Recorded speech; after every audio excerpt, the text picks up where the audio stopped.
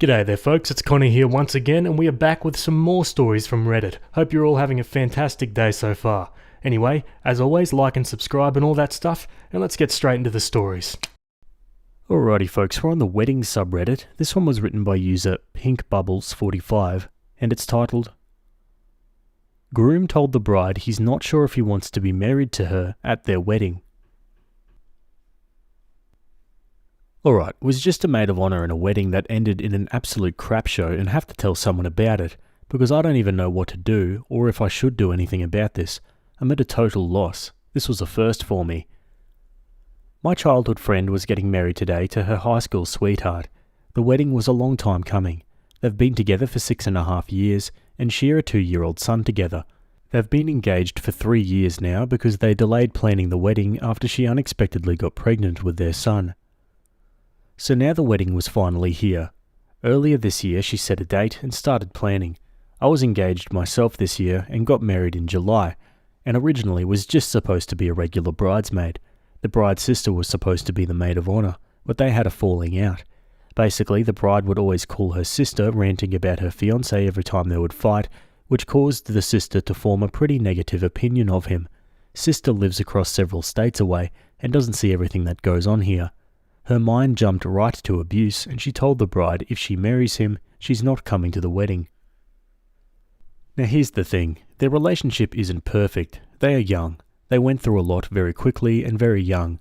Getting engaged, unexpected pregnancy, moving in together, all happened very fast. They fought a lot. I had my concerns at first, but after spending a lot more time with them, I saw how much they genuinely loved each other, parented their son together well, and were working towards a future together. The bride and I have been close friends for so much of our lives. She's like family to me. I care for her deeply. When she asked me to step in as maid of honour, I said yes for those reasons. Cut to today, the wedding day. Everything was going well. Groom was getting emotional when they did their private vows, and before walking down the aisle, he was still wiping tears. It warmed my heart. Looking back now, I wonder what the heck was going through his head. Not sure there were tears of joy. As the night went on, the bride mingled and danced with her family. She had so much family that travelled from many states away to be here, and she wanted to be a good hostess to them. The groom was usually off talking with his own family when she was doing this, but for the most part they stayed together. They sat together, ate together, danced to a few songs, played the shoe game, then they were mingling separately with their families. Didn't think that was a big deal, as this is often how receptions go with so many people there, pulling you in opposite directions. At one point, they both went inside the venue, reception was outside, for a while, and then she came out alone. She continued to chat with family, and then after a little bit realised he was nowhere to be found. After a while of searching, we found him wandering around outside, going for a walk. Bride was pretty distraught at this point. I will add that the groom did have a good amount to drink during the party. Apparently when they went inside the venue, he was angry at her for not spending enough time with him during the party and said they were hardly together the whole night. Once he got back from his little walk, they were just arguing inside their room, I guess.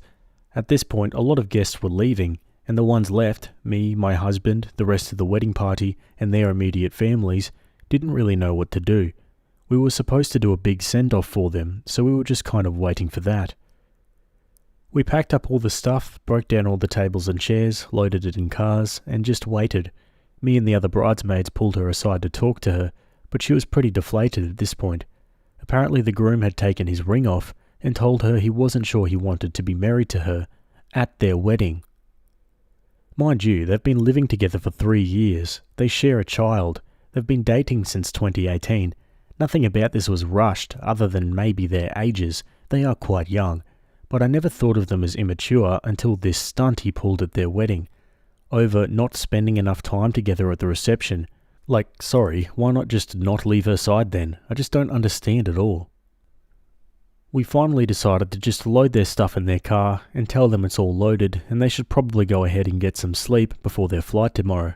At the car we hugged goodbye and I left to come home. This girl is one of my absolute best friends. I hate that her beautiful wedding was ruined by her husband being petty and stubborn. She was in tears and distraught on her own wedding day.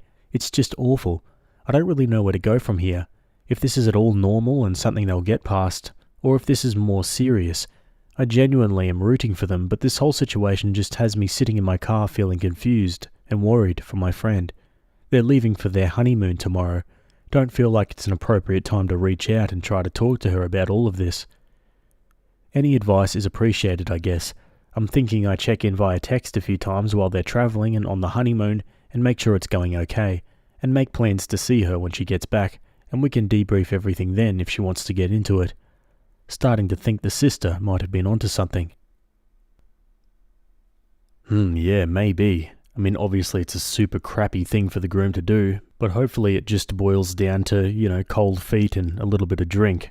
Obviously that doesn't excuse what happened at all, and regardless, I think there's going to be a few long, hard conversations on this honeymoon, that's for sure. Let's go to some comments. Oof, lots of problems here. 1. The sis was onto something. If the bride is constantly calling her with complaints and fights, the groom is not a good fit for her. 2. The groom was drunk.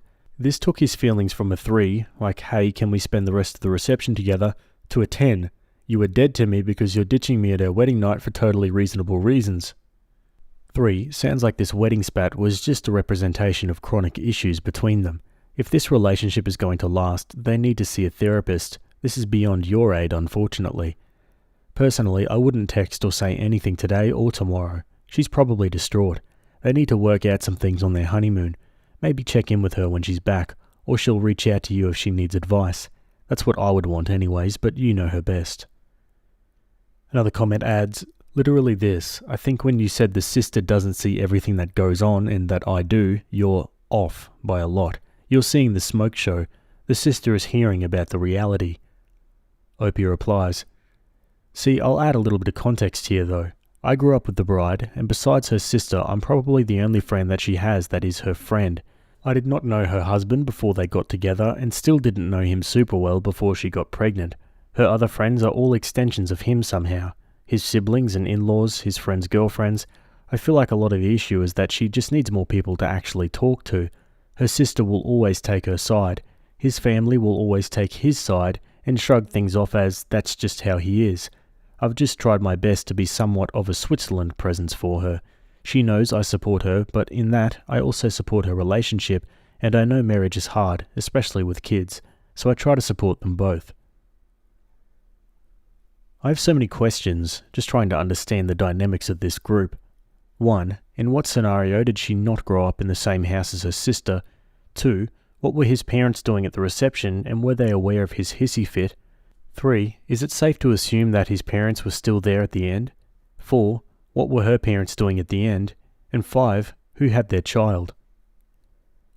Opie replies, 1. Half-sisters through adoption by the dad. 2. His parents sat at their own table and didn't seem to care about mingling with her family, but I don't want to jump to conclusions as to why. 3. His parents were still there at the end, and his dad looked really disappointed when helping us load their car. I pulled his mum aside and asked her to go talk to her son, because she may be the only one he listens to right now. She did talk to him and was the one who ended up getting him to come out of his room. I don't know what was said. 4. Her parents were helping clean up, and I don't think they knew the full extent of what was going on. They were still talking to guests. It wasn't until the next day when I talked to both of them that I realised they were not aware of what the groom said about being unsure about the marriage, taking his ring off, etc. They thought they had a little spat that got resolved quickly before they left. And 5. Groom's mum had the baby most of the time, and towards the end of the night he fell asleep in the groom's sister's arms. He went home with the bride's parents that night, because they're watching him while they go on honeymoon. Okay, Opie updates 1 week later. It's been a week now, and a lot of people asked for an update. Some people on my original post were very adamant this relationship was abusive, citing red flags, research evidence, and personal anecdotes that this story reminded you of. There were also several comments saying I was overreacting, the groom was just drunk, and they'll probably be fine. I wanted to clarify some things from my original post. While my friend, the bride, does have her sister, she was the only child growing up in her house. In many ways, she truly is an only child. She is at least the only child of her mother. She already had a small circle. Her family lives all over the country and is not involved very much in her life. That was not the groom's doing. He did not isolate her. Secondly, I would like to clarify their ages because I didn't mention them in my last post. They started dating at 15 and 16 and got married at 21 and 22. Part of the reason I omitted it originally is because I didn't want people jumping to conclusions about their relationship because of their ages. There is a lot of stigma around getting married young, especially on Reddit, and I get it. The odds are stacked against you. That's why I decided to put their ages in now, because I realize it's important to understand they really do have so much growing and learning to do still. Now onto the update. It's pretty short. She Snapchatted me later that night after they got to their hotel and said as he began to sober up, he was realizing all that he ruined and was very apologetic. He realized they didn't get to do their last dance, their send-off, the bouquet and garter toss. She said he was crying. They talked it all out and she said it sucks that their wedding ended that way, but it was amazing up to that point, and the important thing is that they're married and going to spend the rest of their lives together. She said they're going to work past it, and I asked how. Do you have a plan? Just want to be sure. She said they will work on their communication skills, and I once again recommended therapy. She said they'd talk about it and consider it. Then they were off on their honeymoon and seemed to be having a great time. I've checked in a bit when she Snapchatted me some pics, and they're doing well. She knows she can always come to me, and she knows I'll support her no matter what. Right now, I'm going to do everything I can to help uplift them as a couple and help them form some better communication habits. Her sister didn't support her choice to stay with him, and that's why sister is not in her life anymore. I don't want that. I will support her choice. Period. A few key takeaways. Be careful drinking on your wedding day. You don't need that much. The last thing you want is to get drunk on your wedding day and say and do something stupid as a result that you can't take back. One commenter put it really well. You may be able to overlook your partner's ugly parts now, but are you willing to let this be your life if they never change? I know there's a lot of people in this subreddit that are getting married, so I hope someone can learn something from this story. Alrighty folks, and that's the end of that story. Yeah, I'm not exactly sure if don't drink at your wedding's a main takeaway from this story, but I suppose it is one of them. I think it's clear that there were many more deep-rooted issues going on here than just, drinking and cold feet. And I don't know about you guys, but I get the feeling coming away from this one that things probably aren't going to change all too much within their relationship dynamic. Let me know what you guys think down in the comments. Anyway, that's enough of that story, and we're going to move on. Okay, we're on the same subreddit. This one was written by Throwaway Account, and it's titled, Am I the a-hole? My mum feels my sister should have married my husband instead of me. I'm upset at my mum and my sister because of something my mother said, but everyone around me feels I'm overreacting. Please be brutally honest in telling me if I'm being insecure or if my mum and my husband are wrong in this. Let me give you a bit of backstory. My husband, James, 34, and I, 29, were neighbours growing up. My sister, Fran, 34, was in the same grade as my husband growing up. Everyone knew my sister in school because she is very smart and beautiful. James had a huge crush on her, and all of us knew about it. He asked her out for senior prom, and Fran shot him down, in front of the whole school. They still remained friends, but he moved to a different state for college, and we did not hear much from him, except to see him when he came back for holidays. James and I were never friends growing up, since I was in middle school when this happened. In fact, I was much younger than both of them, and they would actively avoid me or involving me in their hangouts and activities. I went to a good college and got my first job in the same city as James. My mum suggested I should contact James since I did not know anyone there. We became friends, and 3 years later, we got married. We both have high-paying jobs and love our life. We moved back to our hometown during COVID as James's mum had health issues, and our jobs allowed us to work remotely. Fran also had a pretty good life. She married when she was 23, and her husband was pretty well off. 2 years ago, Fran discovered that he was cheating on her for almost the entire duration of their marriage with multiple partners, and she decided to break things off. Fran moved back with my mum. Fran had not worked for the entire duration of their marriage and was expecting to gain significant alimony from the divorce. However, due to complications regarding prenup, she barely got anything and is struggling financially.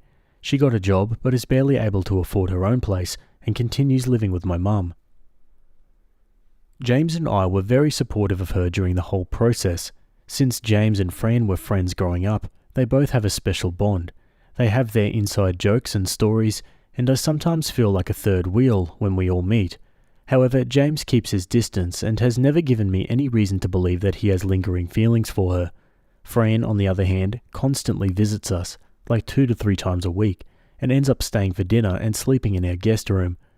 I don't mind her coming over, but I do not like the fact that she talks more to James than with me. Also, she always comes over when I'm not at home, and I often find them sitting next to each other on the sofa and watching TV when I get home. It sort of reminds me of my childhood, where I was locked out of our basement when Fran had friends over, and I would feel left out. Fran is also too comfortable around James and walks around the house in just a towel after her shower when James is around, or sleep in her underwear in the guest room without locking the door. I have voiced my concerns to her, but she says that we are family and she does not care. I have also voiced my concerns to James, and he does make efforts now to explain stories and inside jokes if Fran makes them. The main issue happened this weekend. I was hanging out with my mum and Fran last weekend, and Fran was recollecting stories about how James would do her homework and do chores for her growing up. She said he was so much in love with me, and I felt guilty taking advantage of him. My mum jokingly said to her that I wish you had the wits to marry James, then you'll lose a husband, and you would not have been in this situation. Fran smiled after hearing that and nodded, but I was hurt by the comment. I protested to my mum that James is my husband, and I do not want her to make such comments about him. My mum doubled down and said that she feels like it because both James and I are high earners while Fran is struggling, so it would make sense if Fran was married to James, and I would be fine since I don't need James to support me financially. She kept on saying that it was a hypothetical and just wants both her daughters to be happy. I did not like those comments and told them to not speak like that about James and my marriage in general. Fran chimed in and told me that I should not take the comments so personally and I'm being too sensitive. However, I had a fight with both of them and I left. When I came home and told James, he also sided with my mum and Fran and told me that her mum just made a harmless joke. I also raised the issue of Fran's behaviour around our house, and he told me that this is between me and my sister, and he's not going to tell Fran about what she can or cannot wear in our house. However, I'm just feeling really bad since the situation, and despite everyone apologising to me, things just don't feel right. Am I wrong here in reacting the way I did, or does everyone else have a point, and I should be more secure about my relationship with James? Let's see what the comments think. Not the a-hole. Your sister is really hanging on to the fact that he liked her in high school. This is probably because she is at such a low in her life. She needs to wake up and learn boundaries. Your mother encouraging her is ridiculous. She should be saying that the sister should be more like you, financially independent and in a stable marriage. Not the a-hole. If I was you, I'd be seriously looking to move away from your hometown and your mum and sister. Would James be on board with that? Not saying James would cheat, but being in close contact with your family seems to have put added stress on your marriage, and you were happier before the COVID move. Opie says, this would be a bit tricky at this time because James's mum needs us right now due to her health issues. Moreover, we also bought our house last year, so we're stuck in this place, for better or for worse. Not the a-hole, but I personally think your sister is trying to make this a reality, and your mum is assisting. She is interested in him, and it may be just because she knows that he can support her financially. Your partner needs to decide if he's married to you or if he's courting your sister. Your sister obviously thinks that he belonged to her first, and she's trying to take what she thinks is still hers. Either put your foot down or get out. This is not going to end well for you if you don't. There is no reason for her to be sitting with your husband watching TV, especially when you are not home, and there is zero reason for her to be having sleepovers at your home. Not the a-hole. Your mother's comment was inappropriate and disrespectful towards your marriage, and it's concerning that your husband is dismissing your feelings about Fran's behaviour. It's not about insecurity, it's about wanting respect in your relationship and home.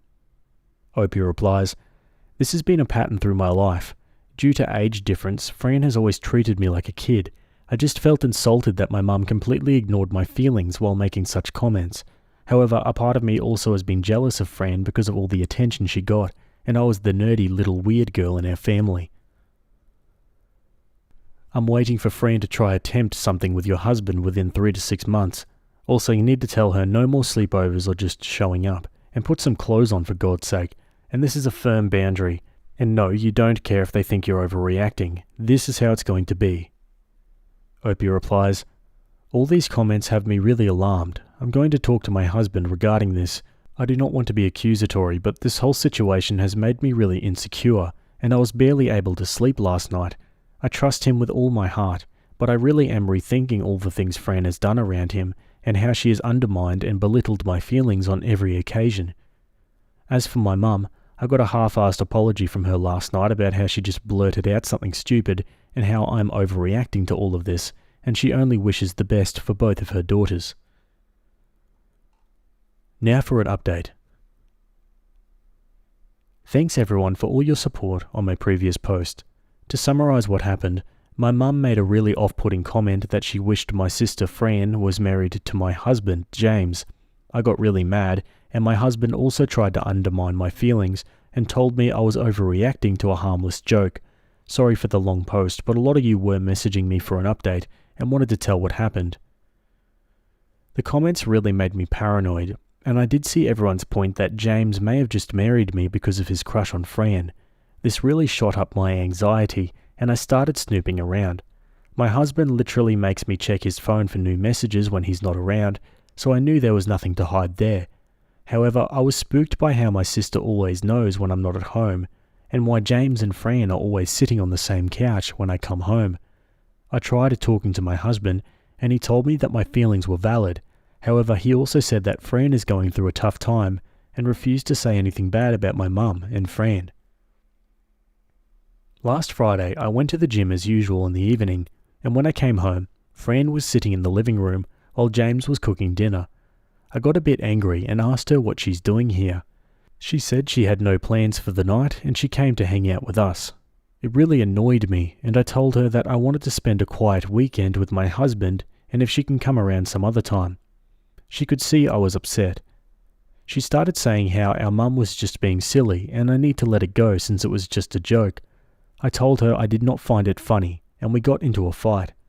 She said that I'm always an insecure, annoying kid, and no wonder no one liked me. It really hurt me, but James stepped in and told Fran that she needs to leave. I've never seen James be so forceful with Fran. Fran muttered some unpleasant things to James and then left. I was in tears by the end of the whole thing, and James was consoling me. I was really upset and spent the night in our room alone. In the morning, I prepared notes on all the things I wanted to ask James. Your comments really helped me get my thoughts straight. I know I was being very insecure, but after reading the comments, I really started questioning if James really married me for me, or just because I was Fran's sister and looked like her. People call me Dollar Store Fran in high school. James and I had a long conversation, and I told him my anxieties and insecurities. I told him how it makes me feel that he spends so much time with Fran when she visits us, and they have their own inside jokes. I asked him if he still has feelings for her. He was calm and smiling the whole time. He told me that he'll tell me the truth, but does not want me to hate him for it later. He said that he knows Fran used him all through their school days, because she knew he liked her. When he went to college, Fran still tried to keep in touch with him, but putting distance between them made him realize how badly she treated him, and he decided to just cut contact with her so that he can work on himself. That was the reason. He rarely visited us when he used to come for holidays and stopped being friends with Fran. I told him that it bothered me that he chose Fran before me and ignored me during our childhood. That was the reason I always had that doubt if I was his second choice. He said that I was 13 when he went to college, and if he would have liked me instead of Fran at that age, we would be having a different problem. He told me that when I contacted him, he thought that I must be like Fran and was not very enthusiastic to meet me. However, after we hung out for a few times, he realized I am nothing like Fran. We soon became close, started dating, and got married after a few years. He told me that Fran was married by then, and he saw that I always put Fran on the pedestal and would get jealous when Fran posted vacation pictures or the new shiny things her husband bought for her. That was the reason he never told me that he does not like hanging around Fran, as he feels that for me, Fran was always the North Star. He told me that he's always kept his distance from Fran, and she was a non-issue since we would only meet her a few times a year. However, after her divorce, he did not know how to act. He said that he was grateful to me for uprooting our lives and moving back to our hometown for his mum's health. He wanted to do the same and take care of my family. When Fran got divorced, he supported her in every way he could for me, even though he realised it meant spending a lot of time with her and listening to her bring up all the memories from high school that he wants to forget. I told him it bothered me that Fran came to our house as often as she does, and generally in evenings when I go to gym. He told me that he also finds it odd that she knows my gym routine and always comes on evenings when I'm not at home. However, he told me that he's always kept his distance from her, and if she did anything that would raise an alarm, he would have told me immediately. She just makes him watch all the old movies or TV shows they watched growing up and gossips endlessly about their high school friends. He told me I need to trust him, and if I want him to be the bad guy and ask Fran to not visit us often, he can do that for me. However, he knows that I will eventually make up with my mum and Fran and does not want them to blame him for being mean to Fran. However, he told me that he'll not tell Fran what to wear around the house, as it would be creepy if it came from him. I felt I got all the assurance I needed from James, and I will never doubt how amazing of a husband he has been. My mum and Fran visited us on Sunday, and my mum profusely apologised to me. She told me she does not want me to feel bad for her comment, and she would never wish anything bad on my marriage. She meant to say that James was a great guy, and she hopes Fran can find someone like him one day. Fran was a bit sour, but apologised to us for all the name-calling on Friday, and told us that it's just her hormones. She said that she likes hanging out with her sister and her best friend, and hence comes to our house. I told her she is welcome to come any time she wants, but to call ahead of time, in case James and I have plans for the evening, and she agreed. I really want to move past this issue, but I do want to put some firm boundaries on when Fran can come to our house and hang out with James alone, as I know it bothers him too. Overall, I feel things are good now. I'm glad my worst fears did not come true, but I do feel I need some therapy in order to deal with my insecurities. Some final comments. Opie is a people pleaser. She should have told the sister to stop coming around, to wear damn clothes, and to go to sleep to her house, for F's sake. Oh, this is not over. Crap's gonna hit the fan if Opie and James have become pregnant. Nothing like a baby to bring out the crazy. Yeah, even after all of that, you can't help but feel like she was trying to poach her husband from her. What do you guys think? Let me know in the comments below. Either way, we're going to move on to another story. Okie dokie, this next one's from True Off My Chest. It was written by a throwaway account, and it's titled, I'm in love with my baby's mum, but she wants to leave. So I, 27 male, met Mila, 25 female, like 4 years ago at a bar. Long story short, it was a mutual friend's birthday. We were at this bar, and we had both just gotten out of long-term relationships. Hers was 5 years, mine was 4. A lot of drinking later, it was hella awkward waking up naked on the birthday dude's couch with Mila, but honestly, that wasn't even the wildest thing that happened that night. The birthday guy, he did something way worse. Anyway, after all of that, me and Mila were both super awkward about it. She legit looked like she wanted to crawl under a rock. Neither of us wanted anything serious since we'd just broken up with our exes, but we still swapped numbers and went our separate ways. Fast forward like 3 months, Mila texted me up asking to grab coffee. I thought it was kind of weird, but I figured she might want to go on a date or something. When I got there, she looked like she'd been crying. As soon as I sat down, she just started bawling. Turns out, she was pregnant. She hadn't realised because she was super stressed and tired, but I was the only person she'd slept with. My whole life flipped upside down. We did a DNA test, and it was mine. Then she moved in with me because she was sharing a room with a roommate. The guest room became hers, and my office is now Andrea's room, but we'll call him Andy. Having a kid wasn't exactly in my plans, but since Andy came along, my life's been better, honestly. Over the years, me and Mila never really had a romantic relationship, except for this one time she kissed me after Andy was born. We get along, I support them. I'm paying for Mila's grad school, she finishes next year. We split the chores, and I'm always there for whatever she needs. So, in November, Andy's gonna turn 3. We've been planning his birthday, it's around Halloween, so he and his friends are all gonna dress up. He wants to go as Bingo from Bluey. During one of our talks, Mila asked if I wanted her to move out. She said now that Andy's 3, we could co-parent separately, and I could even get a girlfriend if I wanted to. I just went blank and said no and dipped into my room. Here's the thing. I love her. Having Andy is everything to me, but I'm also legit in love with her. She's smart, beautiful, caring, thoughtful, kind, dedicated. She's literally the most perfect person ever, but I'm way too scared to tell her. We have a kid together, and I'm terrified of ruining everything between us as parents and friends.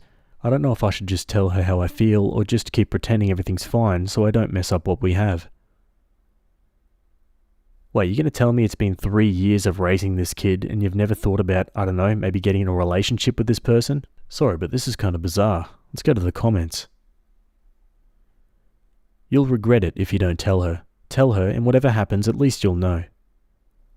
Brother, you gotta tell her, because if you don't, someone else is going to see what you see in her, and at that point, it'll be too late. You already have a starting point. Just use what you wrote in the beginning of the last paragraph, and go from there. Don't let fear block your happiness. Okie dokie, let's go straight to an update. So I posted my story a few days ago, and yesterday I finally talked to Mila. Quick recap, me and Mila had a baby together after a one-night thing. Ever since, we've been living together and I'm in love with her. She's absolutely stunning, breathtaking even, but I've been too scared to tell her how I feel because I didn't want to mess up our co-parenting situation. So I left work early, picked up Andy from nursery, and dropped him off at my mum's. I bought some flowers, cleaned up the house while she was in class, and texted her, saying she didn't need to pick up Andy and to just come home because we needed to talk. When she got home, she looked at me with her big eyes wide open, and the first thing she asked about was our kid. I hugged her for a while, but she went full mummy bear mode and kept asking about our baby boy. After I reassured her that he was with my mum and totally fine, she finally calmed down. I brought her to the living room, gave her the bouquet, and started talking. It was a long convo. I told her how I've been scared of ruining things, and how it hurt when she asked if I wanted her to leave. She admitted she was afraid she was messing up my life, that she feels like a burden sometimes, and even blames herself for ruining my life with the pregnancy. I shut that down real quick. I never wanted kids, but honestly, since Andy and Mila came into my life, everything's been way better. It's been the best, most challenging mistake I've ever made. She also said she likes me too, and she's felt that way since she was pregnant, but wasn't sure if it was just the hormones. After the baby, she felt embarrassed to say anything because she didn't feel comfortable in her body anymore. She never got back to her pre-pregnancy body and thought I wouldn't find her attractive. But to me, she's the most beautiful and hot woman on the planet. She also admitted she'd get jealous when I went on dates, even though she knew it didn't make sense because we weren't a thing. Honestly, if she went on dates, I'd be dying of jealousy too. We talked for a long time, even got into some deeper, more personal stuff. By the time we were done, it was late. We went to this small restaurant near our place for dinner. No wine because I was driving, but it was amazing. We chatted about music, movies, and she went off about A Song of Ice and Fire for ages while I rambled on about Lord of the Rings. We talked about life and random stuff. At the end of the night, I got a few kisses in the car, like we didn't even live together, which was kinda cute. Then we watched a horror movie, awful movie by the way, but she fell asleep cuddling me. It was a day full of wins. Oh, what a great ending. I'm still just gobsmacked at the fact that they hadn't talked about this in 3 years while raising the kid together. Like they both liked each other for that whole time. Like in my opinion, you could have spent that 3 years falling even more deeply in love. But I guess better late than never, right? What are your thoughts about that one? Let me know in the comments. Either way, we're going to move on again. Okay, this next one's from Am I the A-Hole again? This one was written by user Silly Register, and it's titled, Would I be the a-hole? My lab partner kept making fun of me for being short, so I called him short, and he got mad. I'm a 5'1" female, and my lab partner constantly makes fun of me for being short. For example, I came back from the bathroom, and he said, I thought you fell in the toilet because you're so tiny. He also said that my hair is so big it makes my head, and me, look even more tiny. I am not insecure about my height, nor does making fun of it offend me, but it's annoying and ironic because he's short too, looks 5'5" or 6, and yes, I know it might be because he's interested in me, but I don't find him attractive, so the teasing isn't cute, it's just very, very annoying. Last lab, I had enough of it, and I basically told him to shut up because he's like 5'5". He said he's not 5'5" and he's 5'9". I know I'm very short, but he's definitely not over 5'7". We started arguing about it, so I told him I'll bring a measuring tape next class and we'll find out the truth. I started to feel a bit bad after because I know men are very insecure about their height. However, him obviously lying about his height and constantly making fun of me makes me in the mood to be petty. Will bringing the measuring tape make me the a-hole? Edit, I accidentally put female 22 in my title for my lab partner. To correct, I'm female 20 and my lab partner that makes fun of me is male 22. More explanation as to what he says. Let's go to the comments. Not the a-hole. He's finally found someone shorter than him and it makes him feel superior. If he can't take it, he shouldn't dish it out. Opie says, do you think me bringing the measuring tape will make me the a-hole? Not the a-hole. Bring in the measuring tape and a big black Sharpie. Don't say a word to him. Go to the door frame and mark 4 foot, 5 foot and 6 foot. Between the 5 and 6 foot marks, place the inches. Remember how parents used to measure kids' heights against the wall for door frames and leave marks for little Susie is so tall on October 31st and Ben is so tall the same date? Don't say another word to him. Just leave the measuring marks so he has to look at them every day as he passes by the chart. Keep direct eye contact with him whenever he walks by it. Opie replies, I'm rolling with laughter. Thank you for this idea. I'm definitely going to do this. I was planning on just measuring him, but the marks on the wall would be more accurate. I don't know if I would be allowed to draw on the wall with Sharpie though. I may do it with a washable marker instead. Not the a-hole. He shouldn't dish it if he can't take it, but I don't know that it'd help to escalate with the tape if you'd still need to work with him. Can you switch partners? Opie replies, No, I can't switch my partner. This is my assigned partner for the rest of the semester. Thankfully, I only have 3 classes left. A downvoted comment says, He's definitely trying to flirt with you in my opinion. He wants to emphasize how small you are because it makes him seem or feel bigger, and he's probably not used to that, lol. He wants to make it clear that compared to him, you're just cute and small. He's obviously insecure about his own height. I do think being short has wildly different implications for men and women, but it's not like you decided to do this after he made an offhand comment. You're clearly annoyed by this, and he's being disruptive and kinda desperate by not shutting the F up about it. Measuring tape might be the exact tool you need to show him why this kind of crap is very bad for him, lol. Opie replies, I think so too, which is why I was hesitant to say anything. I didn't want to make him more insecure. I don't think he means it in a harmful way, but it's just annoying because he mentions it at every single lab. However, last class he kept making inappropriate comments about our other lab partner and I getting married and having babies.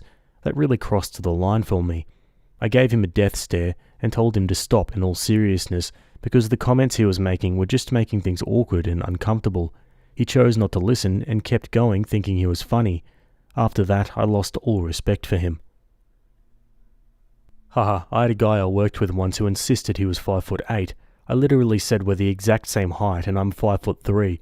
Dude had the audacity to say someone had lied to me because I was obviously 5'7" or so.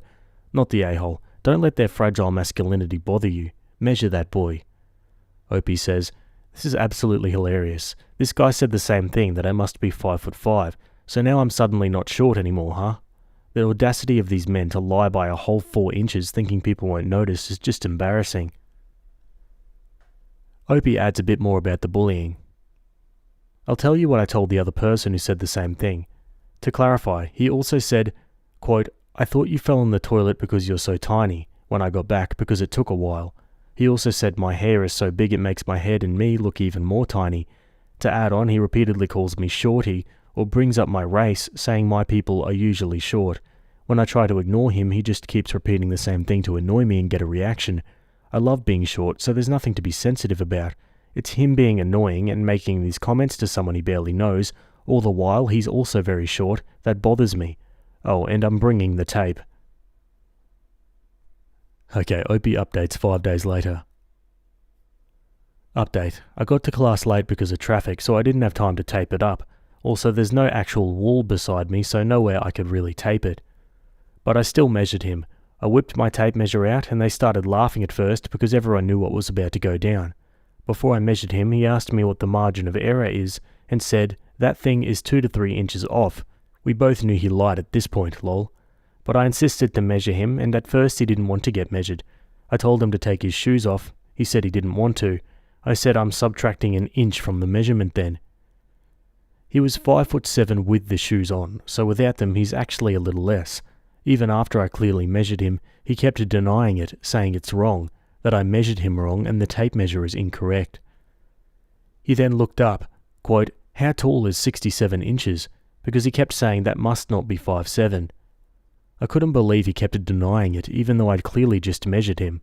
His friend, in the lab group across from us, is about the same height as him and also lied about his height last time, so he was embarrassed too because they were both obviously lying.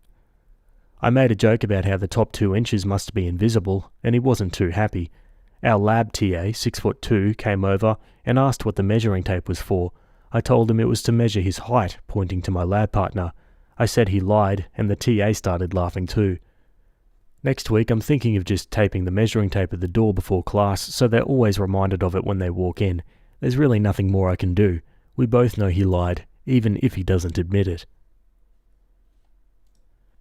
That's great. Yeah, and everyone in the class knows they're lying as well. And honestly, that's much worse than just, I don't know, admitting that you're below average height. Like, come on bro, you gotta own it, otherwise you just look pathetic like this guy. Anyway guys, that's it from me today. I hope you guys enjoyed those stories, thanks for making it to the end, and I'll see you all in the next video. Have a good day. Cheers.